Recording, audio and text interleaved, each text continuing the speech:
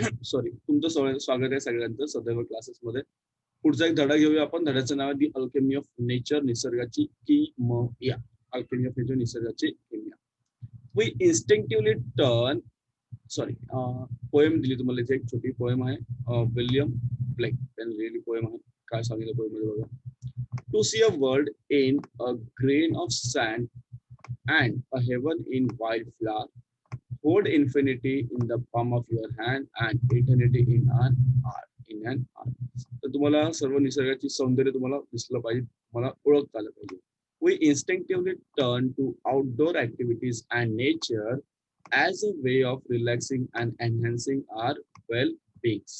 बरंच वेळा आपण निसर्गाच्या सानिध्यात जातो, आपण आउटडोर ना, आउटडोर ऍक्टिव्हिटीजला जातो, आपण बाहेर पडतो का. निसर्ग सानिध्यात गेल्यानंतर आपल्याला थोडंसं काय होतं की आपण रिफ्रेश होतो. आपण काय होतो, रिफ्रेश होत असतो. आपण लक्षात घ्या, निसर्ग सानिध्यात आपण रिफ्रेश होत असतो. म्हणून आपण वर्षातून एकदा तरी आपण पिकनिकला जातो, आपण फिरायला जातो, आपण आपल्या गावी तरी जात असतो.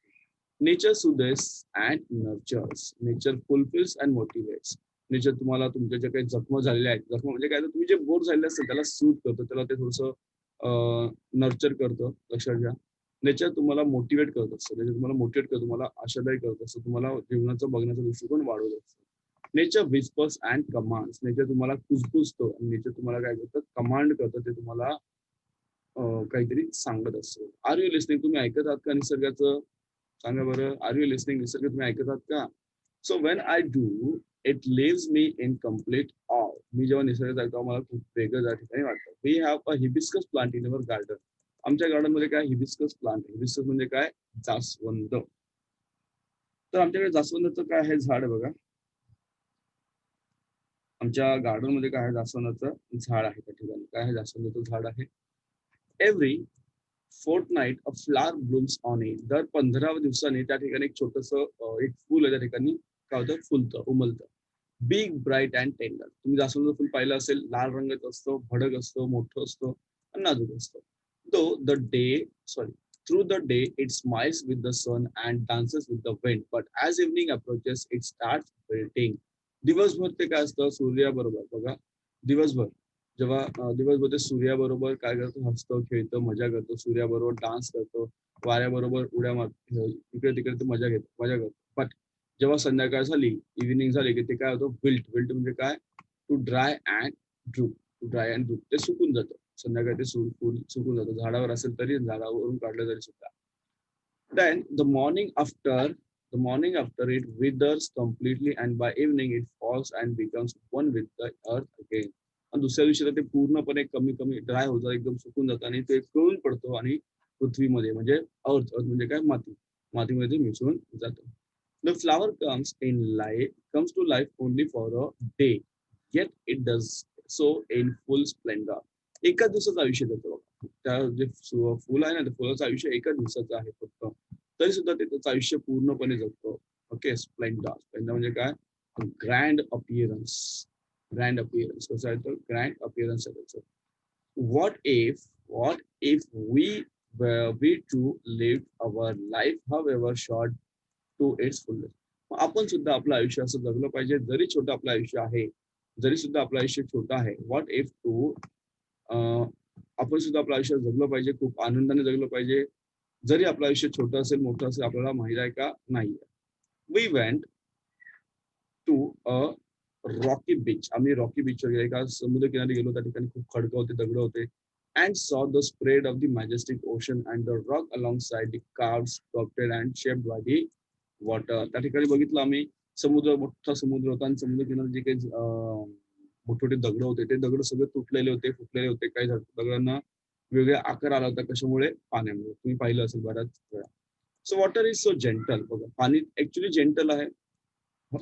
रॉक सो हार्ड, आणि दगड मुळातच हार्ड आहे. बट तरी सुद्धा, yet the water flows over it every day for the years the rock gives in. It takes the shape of that the water commands. पण तरी सुद्धा एवढ्या वर्षात जेव्हा पाणी त्याच्यावर आदळतंय, दगड हा काय होतं, तर पाण्यामुळे त्या दगडाला वेगळा आकार होतो. पाणी तर मऊ असतं, दगड मोठ कठीण असतो, पण त्याला त्याचा आकार, त्या दगडाला पाण्याचा आकार प्राप्त त्या ठिकाणी होत असतो. Our problems are so colossal and we are so small, yet if we persist. असं असतं की आपले प्रॉब्लेम्स छोटे छोटे प्रॉब्लेम्स असतात, पण ते जर आपण धरून बसलो तर आपल्या आयुष्यामध्ये अनेक कठीण आपल्याला त्या आयुष्य जगणं कठीण होऊन जातं. We saw small bits of grass peeping through the small cracks in a concrete pavement. तुम्ही पाहिलं असेल कधी कधी जर कॉन्क्रीट म्हणजे एखादं कॉन्क्रीट सिमेंट कॉन्क्रीटचे जर जमीन असेल किंवा एखाद्या ठिकाणी पायदान असेल त्या ठिकाणी सुद्धा तुम्ही पाहिलं असेल तरी सुद्धा त्या ठिकाणी छोटे छोटे गवत पाहायला पाहिजे. कधी कधी गवत छोटस गवत त्या ठिकाणी तुम्हाला उगवलेलं दिसतं. का बरं असं होतं? थोडी माती जरी मिळाली ना गवताला गवताला गवत हा असा एक वनस्पती आहे की थोडीशी जरी माती त्याला मिळाली तरी ते त्या ठिकाणी उगवतं. तुम्हाला माहिती आहे की ते कुठेही उगवू शकतं. It left us thinking. त्यामुळे आपल्याला प्रश्न पडतो किंवा आपण विचार करतो. However impossible things may look there is always an opening. कितीही कठीण समय आला तरी सुद्धा आपल्या आयुष्यामध्ये कुठे ना कुठे काय असं एक ओपनिंग असते, कुठे ना कुठे एक सुरुवात आपल्याकडे होत असते, किती कठीण प्रसंग आला तरी. याचा सर्व आपण आता सध्या अनुभव घेत आहोत आपल्या या कोरोनाच्या पॅन्डेमिक मध्ये. या सर्व गोष्टी आपल्याला माहित आहेत किंवा आपण अनुभव घेत आहोत. We saw a tree bare of all leaves in the cold winter months. थंडीच्या दिवसामध्ये एखादं झाड बघा, त्या झाडाचे सगळे काही पानं असतात. एखादं समजा झाड आहे, त्या झाडाची सगळी पानं जी असतात ना, ती सगळी पानं खाली गळून पडलेली आपण पाहतो. बरोबर, झाड एकदम असं निष्पन्न दिसतं आपल्याला, विदाउट लीव्स. निष्पन्न असं तुम्हाला झाड पाहायला मिळतं. जस्ट चलो.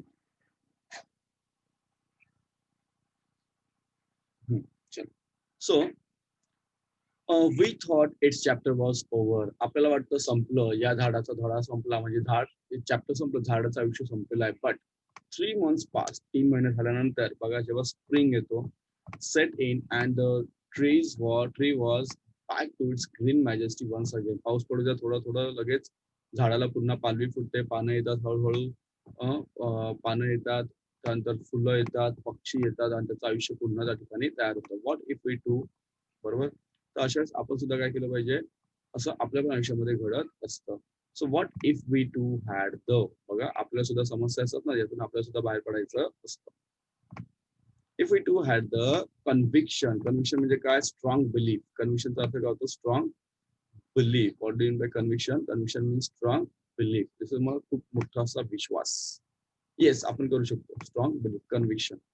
That however difficult things are right now. आता कितीही कठीण समय असू द्या, कितीही कठीण समस्या आपल्याकडे असेल, किती कठीण प्रश्न आपल्या समोर असू द्या, it will not remain so for ever. हे असंच राहणार आहे का सांगा? हे संकट असं राहणार आहे का? हा जो काही कोरोना आहे किंवा जे काही COVID-19 वगैरे म्हणतो, हा असंच राहणार आहे का आपल्या आयुष्यामध्ये? नाही. लक्षात घ्या. तुमची शाळा अशाच बंद राहणार आहेत का? नाही. तुम्ही असं टाइमपास करणार करून नाही. समजलं का? So remember this too shall pass. हे निघून जाणार आहे. We saw an army of ants lugging a fly which was at least 10 times the ant size. तर मुंग्यांपेक्षा 10 पट अशी ॲन्टची साईज असलेलं काय बघितलं? अ फ्लाय, एक माशी होती. लगिंग म्हणजे काय? घेऊन जाणे, कॅरिंग अ ड्रॅग. बरोबर, ते माशीला घेऊन जाते. माशी मोठी होती.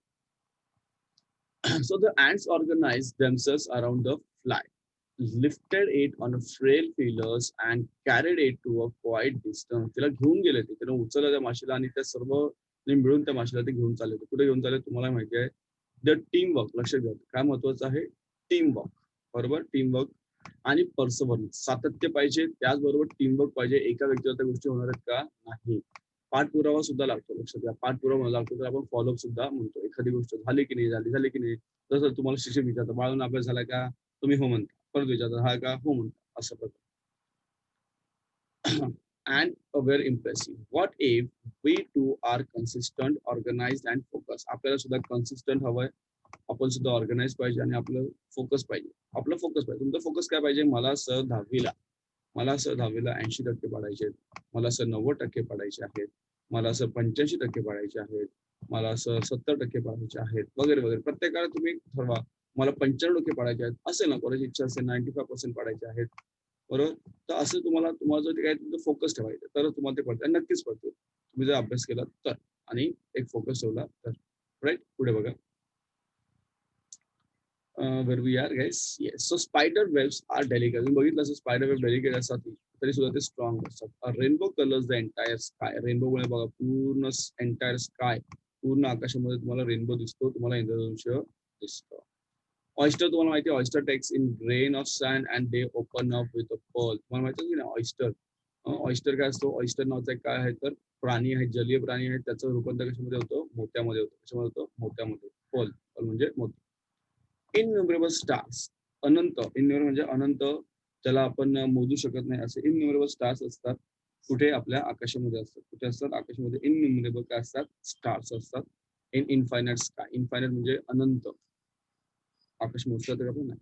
So clouds take new shapes with every passing moment. आणि तुम्ही कधी बघितले ढगांचा आकार बघा, दरवेळेस ढगांचा आकार बदलत असतो, दरवेळेस ढगांचा आकार बदलत असतो.